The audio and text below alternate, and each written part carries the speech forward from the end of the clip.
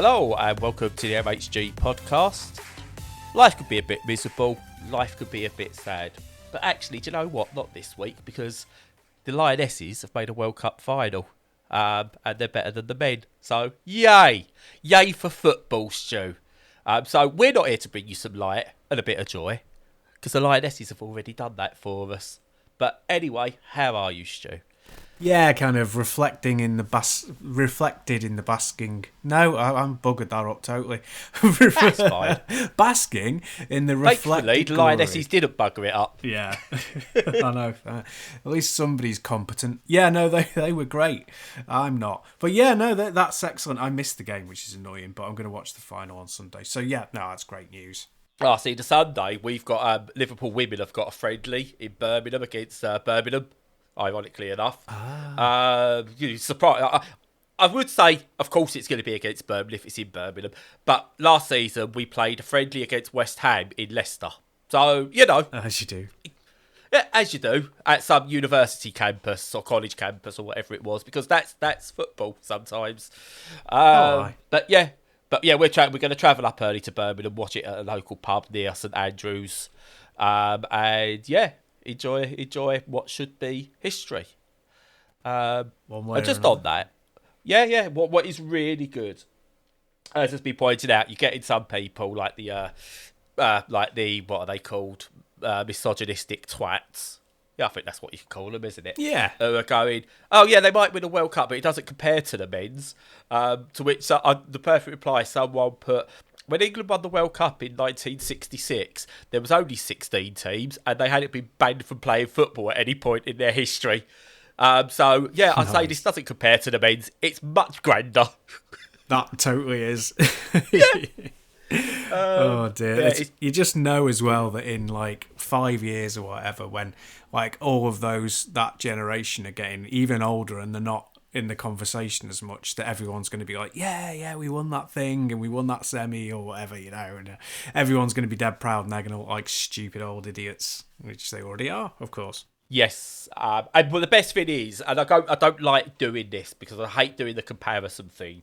But I think last week I spoke about Chloe Kelly's penalty that was like the fastest shot taken, faster than any shot taken in the Premier League the season before. Yeah. In the men's game. But another one, when I watched the goals from the semi-final, I don't think I would have watched any of those goals, and if someone had superimposed men playing the game, I wouldn't have gone something fishy about that.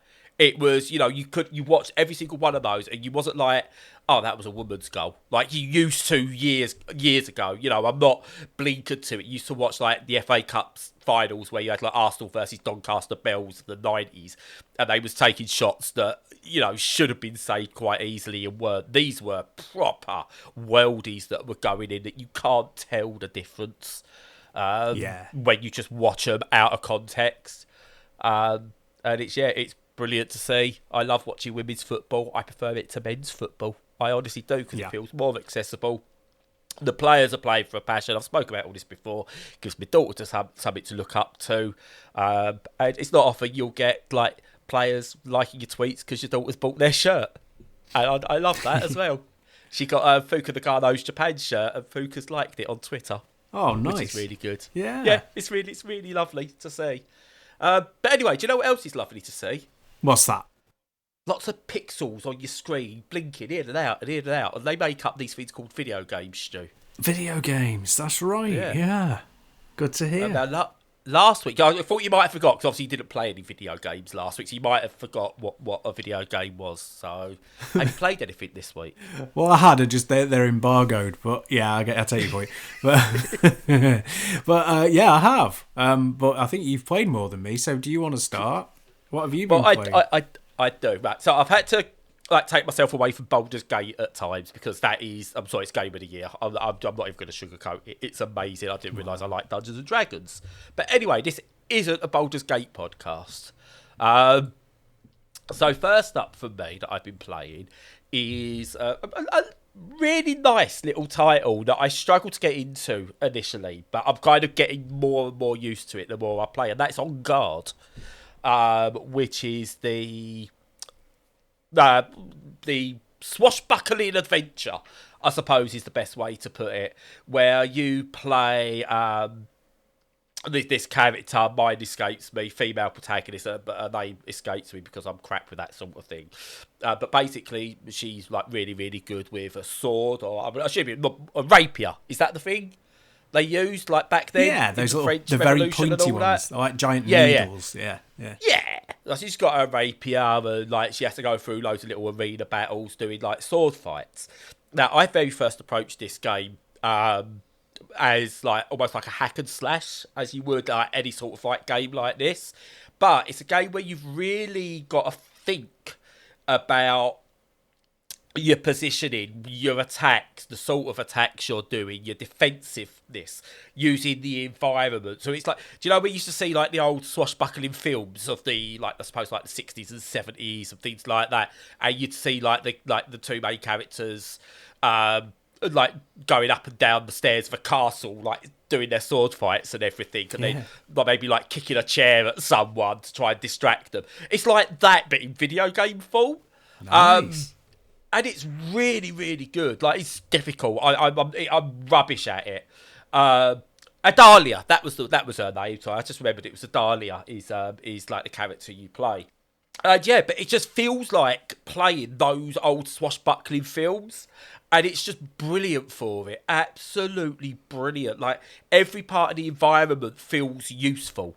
It's not just there for window dressing. It feels useful. So, like, you might have a balcony, and even though it looks like it's just maybe, it's just part of a set, or it's just part of the background, you can use that balcony in ways. You can jump over tables naturally.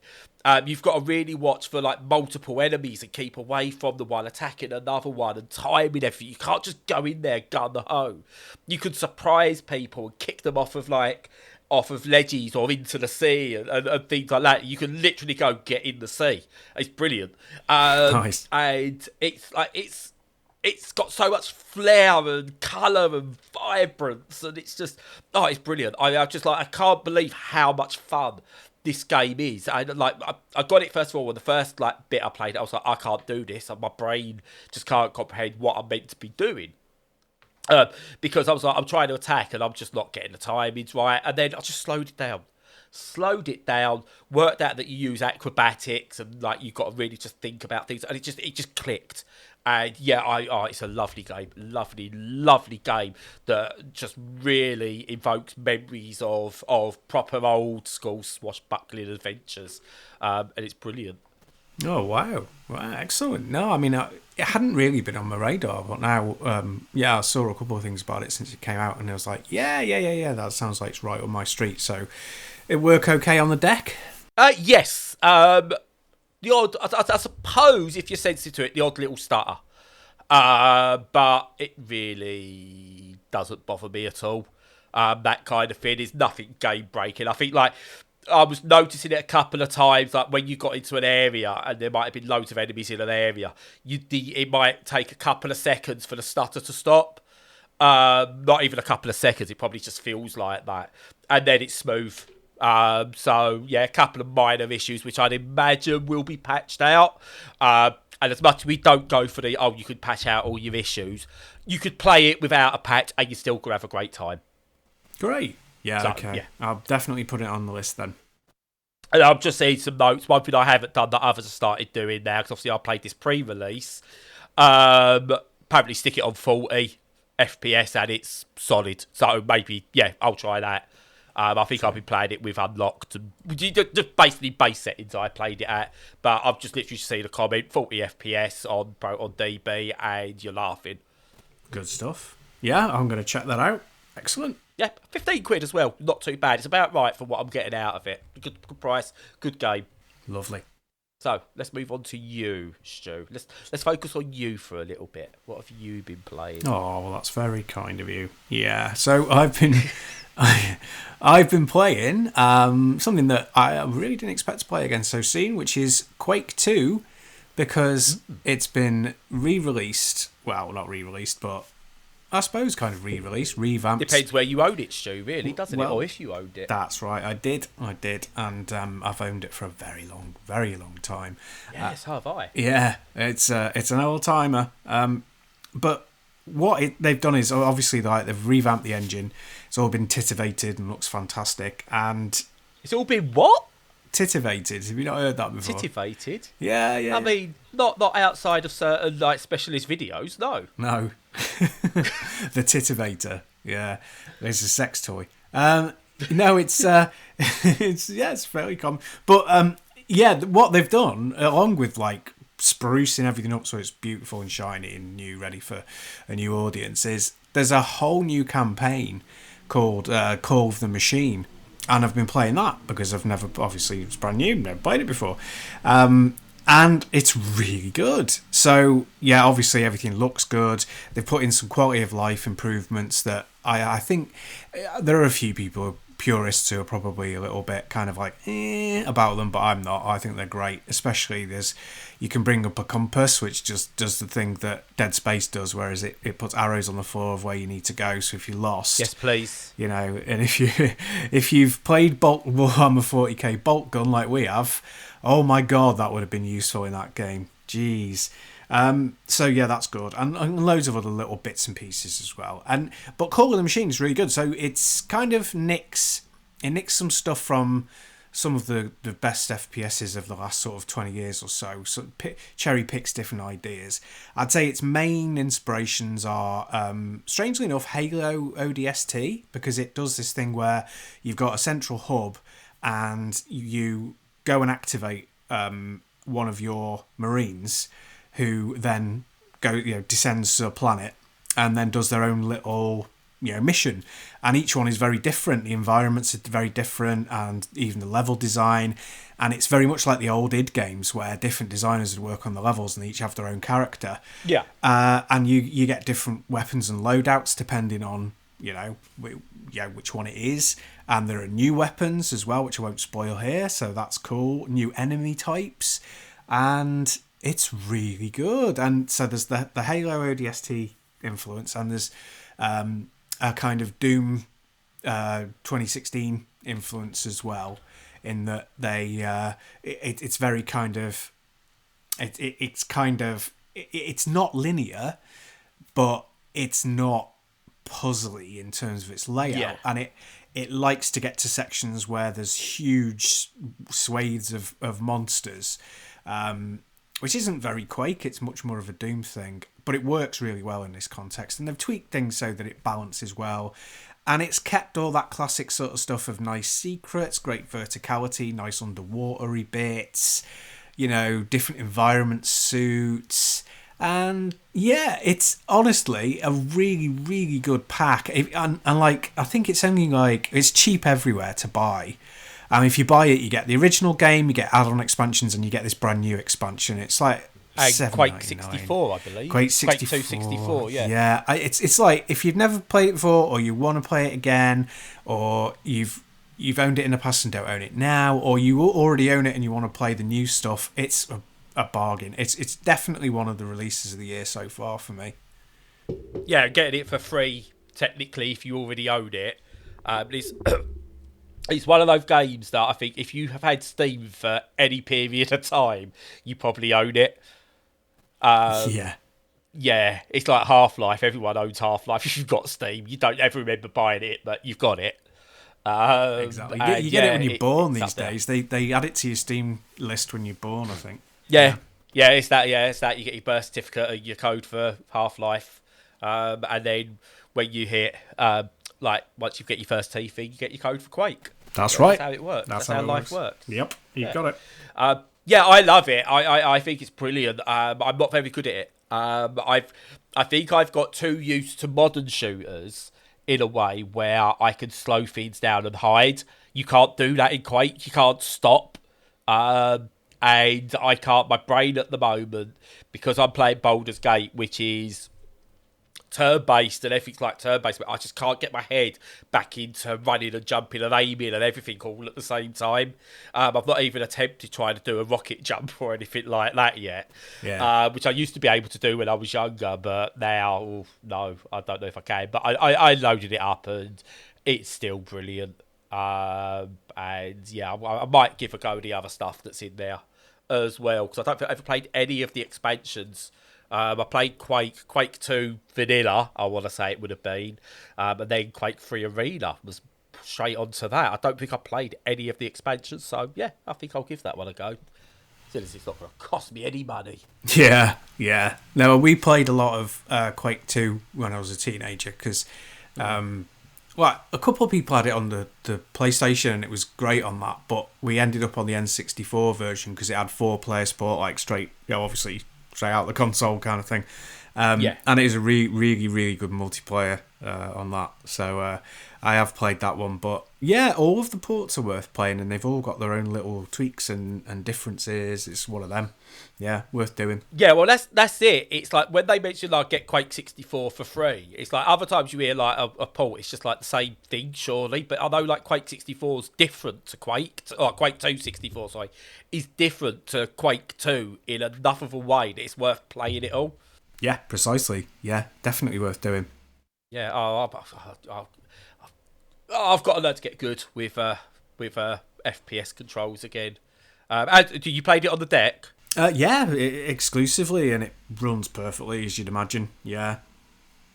Cool. And what you done? Like, just go. What are you using? You using like just normal controller controls, or have you got like a custom control set going on? It's mostly the default. I've added the back buttons, the paddles. I've added those as jumps and stuff. But yeah, straight out of the box, they're pretty good. Oh, cool. Maybe. I know we try and sort these things out, but timing's never happened. But Quake 2 is quick and pick up and play. I think we should have a death match, Stu. Oh, I'm not really into competitive stuff. We could have a co-op game. You can play it co-op. Yeah, but Stu, right, it's a great chance to get a win because I am crap and blind. So, well, if you put it like that. We'll test out some modes. I think we should, because it's like, I remember playing Quake locally. So, go Quoke, go broke. No? Nice, like it. Yeah. I don't know. Quoke. But yeah, Quake's brilliant. It's a classic. And will always, it is timeless as well. One of those games that is timeless. It's not aged graphically well, but it hadn't. This I suppose, like, again, just to diverge just a little bit away. When you look at certain games that had an art style and they've aged well, and then you have a look at other games that try to go for realism at the time, just haven't aged well. You can see how important that consideration of style actually comes when it comes to like re-releasing a game in the future. And yeah, Quake's got a style all of its own, and it's lovely. Yeah, I agree completely. Yeah. Gibbs and everything. Gibbs. Jibs, because it's giblets. It's from giblets. That isn't makes it? sense. Yeah. I'm not going to say that I always thought that was giblets. You already have. Oh dear. Okay. Anyway. Moving on from the innards of a turkey. Is that what giblets are? They are, aren't they? Yeah, innards of a turkey. We're going to go from literally shooting space marine type things and demons and what have you and violence to a role-playing musical. Ooh. Because I've been playing Stray Gods, the role-playing musical. Nice. Now, as a concept, this isn't something that should work. A musical should not work as a video game. They work in movies, on stage, stuff like that. It works. It shouldn't work as a video game because of all like the choices and everything you've got to make. Even sort of like when you play like some kind of visual novels, you kind of like, does it really? I can't see how it can work. Oh my goodness. Okay, so I could go into detail about the gameplay itself, the decisions you make and the story behind it, but it is such an important, well-told story that is, just for pure clarity, is very queer friendly, and has a lot of LGBTQIA plus themes in it, if you choose, which is really good, and it's respectful of everyone, and I love that. But I played this because I've played many interactive fiction games and adventure games and visual novels over the past. So story and all that, it's just whether you like that sort of thing. What is the hook? Why have I been enamoured with this? It is the musical score. it is a proper musical, Stu. So they have acts where they're singing, and you can make decisions during the song that affect the song and things like that as well. But it all flows wonderfully. And the voice, like the singers in it. Oh my god, what amazing voices and amazing songs they're singing. I want the soundtrack for this just on its own because it's just amazing. I'm not a big musical person on the whole, but it's just like it drew me in. It's like the passion that comes out of it. I don't think you could get out of just like a verbal talking or just written down. The music, like the singing these acts in there, just brings something completely different to it and hits you with all different types of emotions that you didn't realise a video game could give you. In many ways. I'll try not to go into any detail because you've got to experience it. If you're into any kind of story-based, narrative-driven games, you've got to experience it without me ruining it. But it's got so let me just bring up the list. You've got music numbers are composed by, you've got Grammy-nominated composer Austin Wintory, Tripod, which is musicians Scott Edgar, Stephen Gates and Simon Hall, Eurovision Australia's Montague or Jessica, they're called. It's fully orchestrated, and it's got like by a cast and everything, and it's just like everything hits in so many different ways. And what I really like about this as well is, and decisions matter. So you like they said it's big on like, oh, two plays are the same, and I was like, it's a narrative game, how can it not be? But when you play it and you make your decisions, you kind of like, I can see how this is going to be different if I play it again, because I kind of had decisions I had to make where I had to go, oh, I don't know what I want to do here. I don't know what the right choice is for me, and had to think about it. And it's really good. It's got accessibility settings as well, so a lot of the feeds you're meant to like make decisions quickly, and you get a timer to make the decisions. But in accessibility settings, you can turn that off. You can absolutely turn that off, so you can take away the pressure for people who don't like that. And there's visual accessibility settings, there's audio cue accessibility settings, so everything makes it the game playable for different types of disabilities. They've still got to add a few bits in for visual disabilities and hearing disabilities, but they are working on those as well.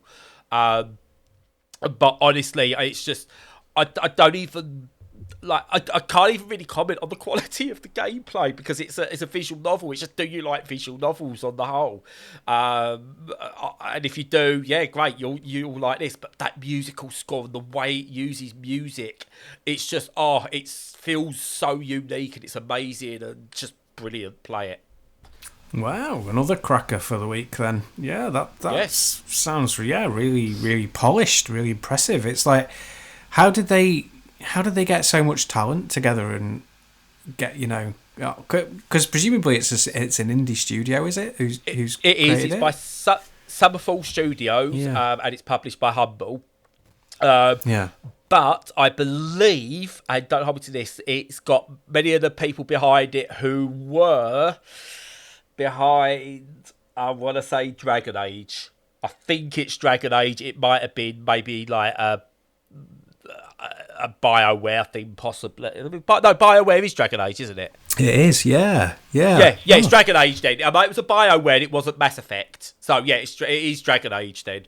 Wow. And then there's some of them. So they've probably got enough pull in the industry to maybe get people to come on board and take risks. But oh god, yeah, it's so good. It's really, really good. Cool. Yeah, no, that sounds really intriguing. I'm not a huge fan of visual novels, but it sounds like one that I'd probably watch a full playthrough of, or somebody Twitch stream or something, and consume it that way, so I get to listen to the music and things. I also hate doing this because obviously I can imagine at some point it's by Humble, the publisher, so at some point down the line I can see it, once sales have finished, maybe hitting a bundle at some point. A choice monthly or something. So if it's something you're unsure of, by the way, and I forgot to say this, one of the voice actors in it is the amazing, brilliant, the wonderful Rahul Kohli as well. So if you was on the fence, it's got Rahul Kohli in it. Rahul. I can't pronounce his name properly because I was like, oh, I love Rahul Kohli. I don't know who that is. What have they done? He's a British actor, British Indian actor. And have you ever seen iZombie? No. No, I'll just look him up. I'll send you a link afterwards. But oh my god, Cool. I kind of I was like, I do thank you over Rahul Kohli at times. Nice. And yeah, brilliant. But yeah, it is. Yeah, if you're unsure, you are on the fence, and it's maybe not your sort of game. Maybe it will hit a bundle some point down the line, and wait for that. But if you're into any kind of visual novel stuff, interactive fiction, or even RPGs in a way, then yeah, you've got to get this, because it's one of those games. It's not Game of the Year. I don't think it'll win Game of the Year awards in terms of the top games, because that's Baldur's Gate this year. But I think musical, possibly. It might win for music and stuff, performances and things like that. But it's definitely a must-play game. And trust me, that's going to be getting one of our awards that we put up of must-plays. Because it's so damn good. Good stuff. Now, would you like me to say that's not the best game I've played this week, though? Oh, blimey. Go on, then. It is. No, it is. It is actually. Oh, you got me there. But I've had 3 absolute crackers this week, because I've also been playing, and it's not out yet, Blasphemous 2. And I am okay with embargo on this one. I double checked. Oh, nice. Because that doesn't come out until next week. But I've been playing Blasphemous 2. Now, I really, really enjoyed Blasphemous. You wasn't overly keen, if I remember correctly. Yeah. It's all right. It's a bit Soulsborne for my liking. Yeah. Yeah. So, it is, but I found it feels a lot more freer than Blasphemous was. I feel like I'm able to experiment a bit more. It feels a bit faster paced in places. It feels more Metroidvania. I know the other one was a Metroidvania, but this feels more Metroidvania-y. I don't know, but I can't tell you how it does. It just feels it. And yeah, so you're the Pentient one again. And you're on this basically journey again. It's all the same kind of setup in a whole. Just give you an excuse to play Blasphemous again with more. I'm going to get this one. It's Greek, or is it Roman? I can never remember which one this is based in. I think it's Greek. I think. Okay, I might be wrong. Oh, right, it's one of them on a base lore thing. But it's hard. The combat's savage. It's like it's non-linear. As you like all the stuff in the other one, but just tightened up. That is what it is. It's just the same game tightened up. But I went back and had a quick go of Blasphemous, the original as well, after playing this, to go, is it just more of the same? And honestly, it feels a different experience. It is the same sort of game, and it does the same things, and like the core concept behind it's the same, but it feels a sequel, not just an extended version of Blasphemous, which I think for Metroidvanias, I think is very good to do that you can make it differentiate, because Guacamelee I thought was absolutely brilliant, but Guacamelee 2, or Guacamole, however you people don't pronounce it, I just felt, this is just more that. It could have just been DLC. That's why I was talking, it could have just been DLC and I'd have been happy. It didn't feel enough of its own game, and that could happen with Metroidvanias, but this, I don't know, it just feels something. It's worth having as a sequel, not just DLC or expansion pass or something like that for the original. It feels like there's more customization to it. It feels like there's more exploration to it. The boss battles that I've encountered, I've not finished the game yet, but the boss battles I've encountered have been epic. Like I've been hit and I've been killed, but I feel like I could strategize around them. Whereas I've played, I think, the original Blasphemous, I felt like I was like going through them with hope rather than a point. And whereas this one, I feel like, right, I can make a point of how am I going to approach this boss battle. And I will suck at it, and I will get beaten time after time, but I can put a strategy in place, which I couldn't feel I could do with the original. And it's just, it's more of the same, but better, but feeling different in all the right ways. So if you liked Blasphemous, you're going to love this. I will say I don't know if it's different enough that if you were like on the original Blasphemous, it's worth running out to get. But I enjoyed Blasphemous. I'd have enjoyed this more than I did the original one. So take that how you will. I'll take that on pie. No, it sounds like they've made a lot of impressive changes then based on that. I mean, I know it's kind of got a rough kind of Metroidvania skin, but like in terms of the combat, it always felt like totally Bloodborne, Soulsborne to me. I don't get a lot of satisfaction from that type of gameplay, really, unfortunately. I prefer Dead Cells. Yeah. Which is it's in the same vein. Dead Cells, for me, is still that class above. This doesn't touch Dead Cells, but it's an improvement on Blasphemous in all the right ways. And yeah, it's really, really weird. It's like, I enjoyed it. I enjoyed the original, so I did enjoy this. I don't like it as much as Dead Cells, but that's not a bad thing. It's like going, I don't like this class burger that I really enjoy as much as this other really nice burger that I really enjoy better. You don't dislike the other burger because the other one's better. It's just the other burger's better. And this burger of Blasphemous isn't as good as the burger of Dead Cells, but it's still fine to eat. Yeah? Something? Oh, yeah. It makes perfect sense, definitely. Yeah. And Ferraris and Skodas and some other analogies and stuff like that. I don't know. Save me, Stu. Can we talk about something else now? Because, Blasphemous 2, it's really good if you like Blasphemous. I don't know if it does enough different if you didn't like Blasphemous, but it still feels like a fresh game. Put that on the box. Yeah, nice and concise. Yeah. Right, well, now the games are all done with. How about a little bit of Q&A? Let's do it. Get a bit revealing. Let's do it, Stu. Yeah, get revealing. I'm prepared. Marvellous. I don't believe you.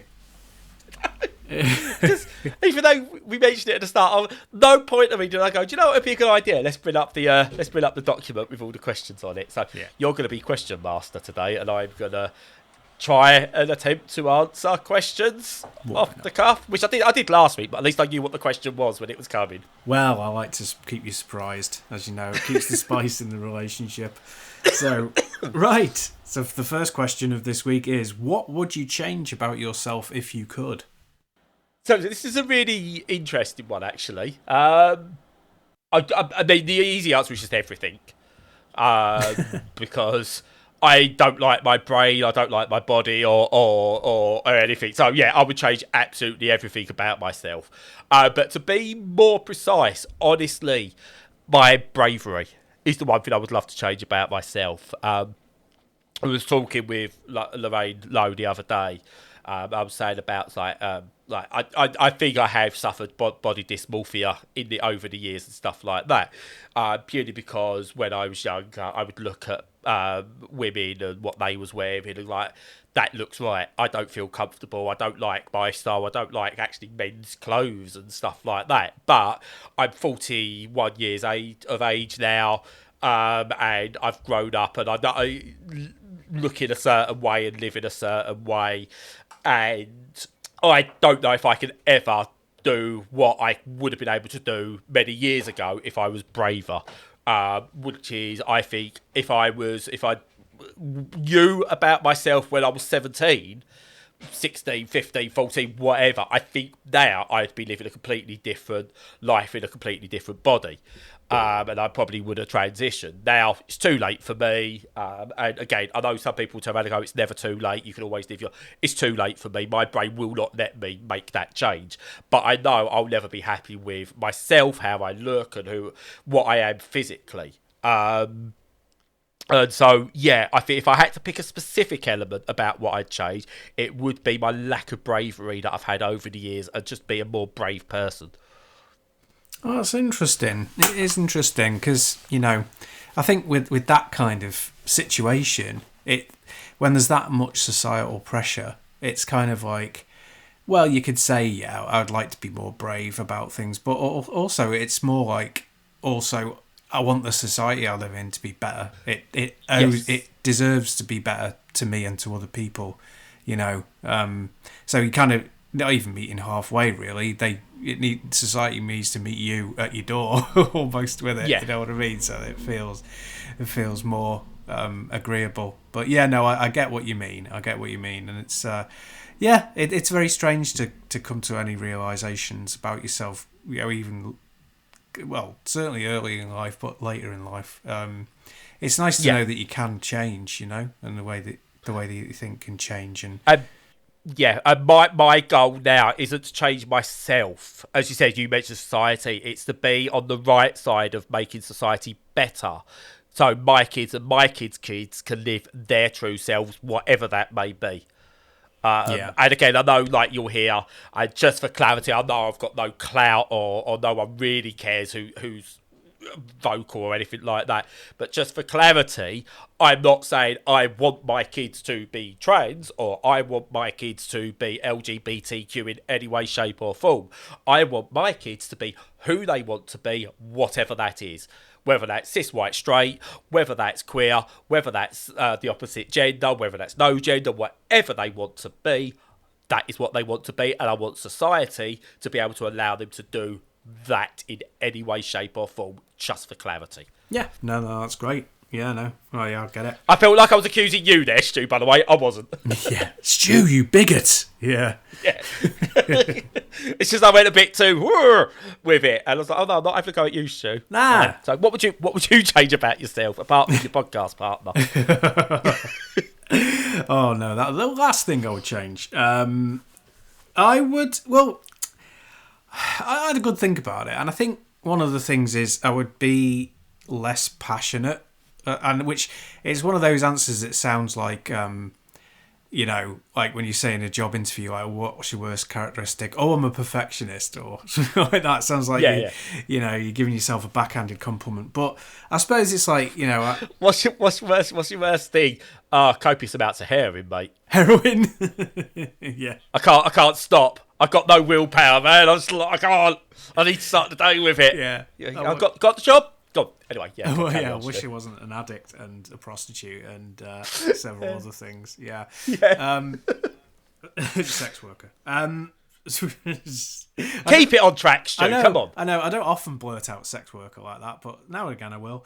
I suppose it's like I wish I had better emotional regulation at times, and you know, I think it's like I was talking about last week. It can be when I've got anxiety about stuff that I get too passionate about things, either too positive or too negative, and it's not balanced. But I suppose a lot of people are like that.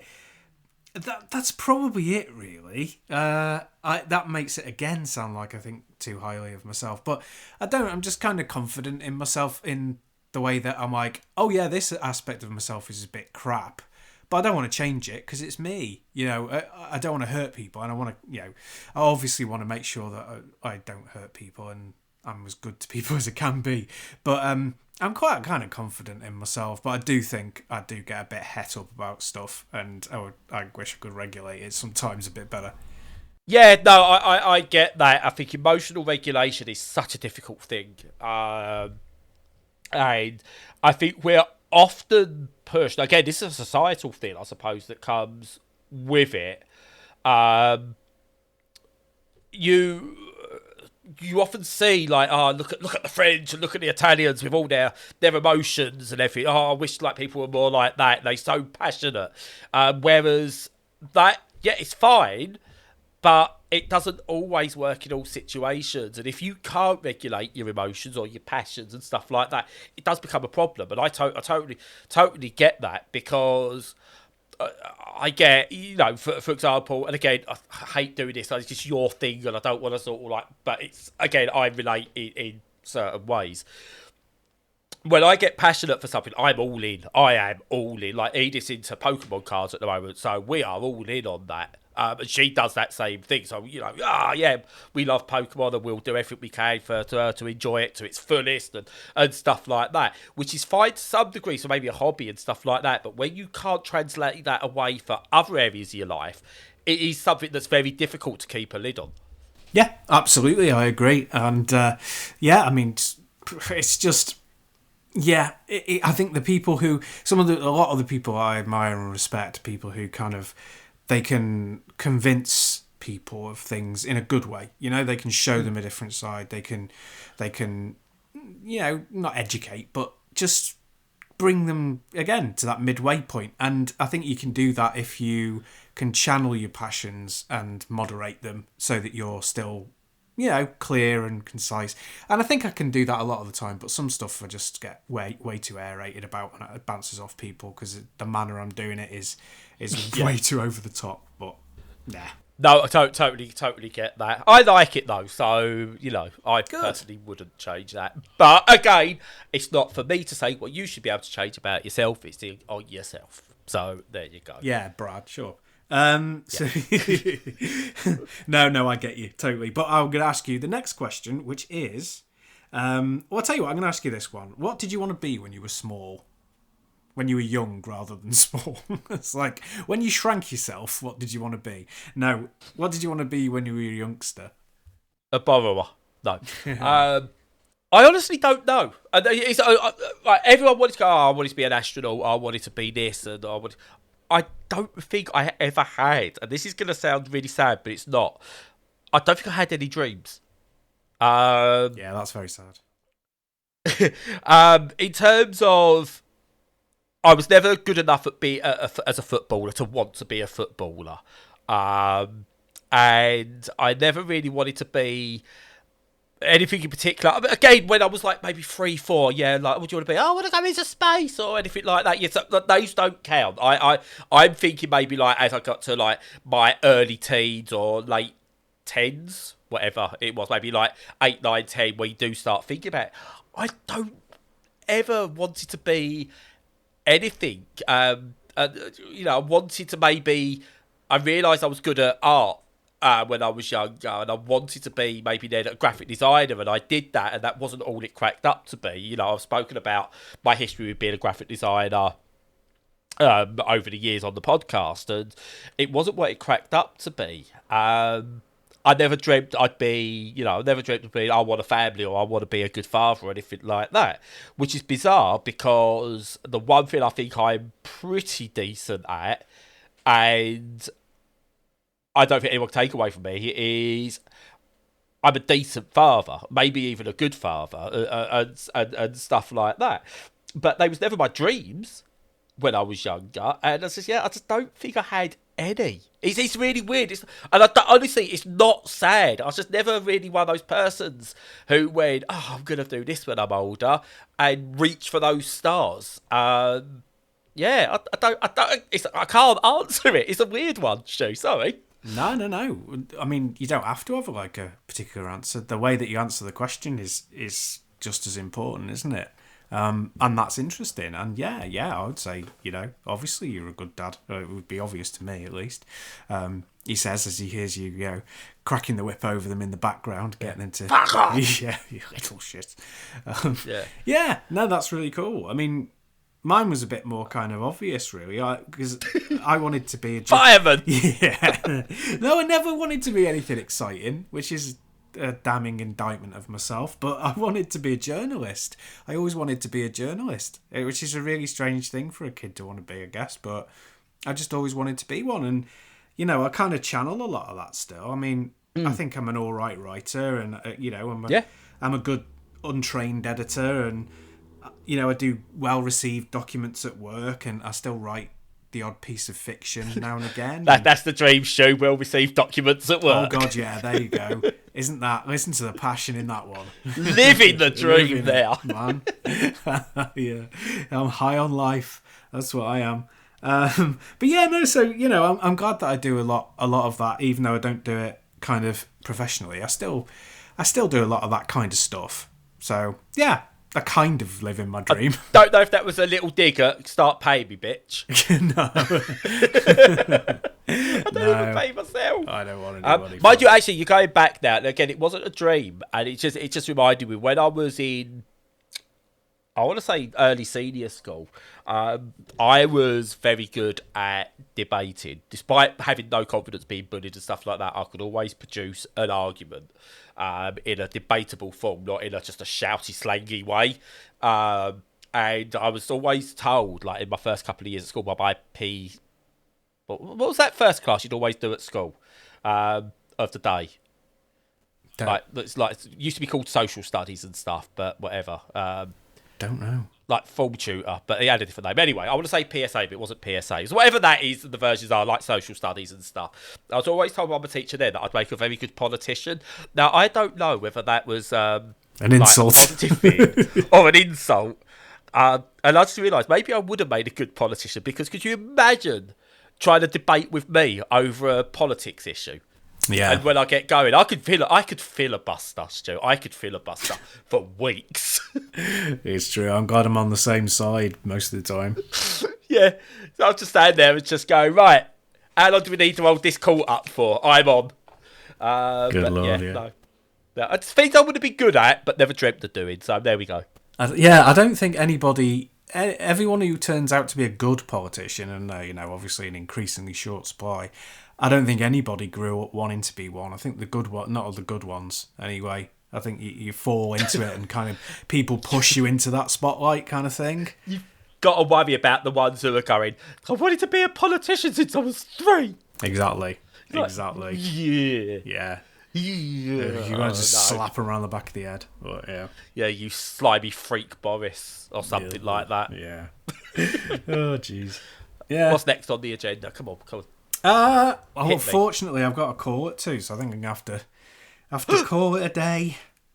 Only 2 questions. You take too long over your answers, Joe. So, listen, right, I'm going to give you a chance just to finish off. So, out of the goodness of my heart, I'm going to shut up now. Oh, you're very generous to me. I do appreciate it. But yeah, they're good questions, and yeah, I suppose the good side of this is there's plenty more to come, as we're only doing 2 a session. So by 2028, we'll have finished them all. But the idea was to do them all in one. I know. How naive am I? That's what I should have put as my bigger character weakness: naivety. But on that note, follow us on all the socials. Check out all of our content on the website. Join us on Discord if you want to chat. And in the meantime, until next week, stay safe and stay sane.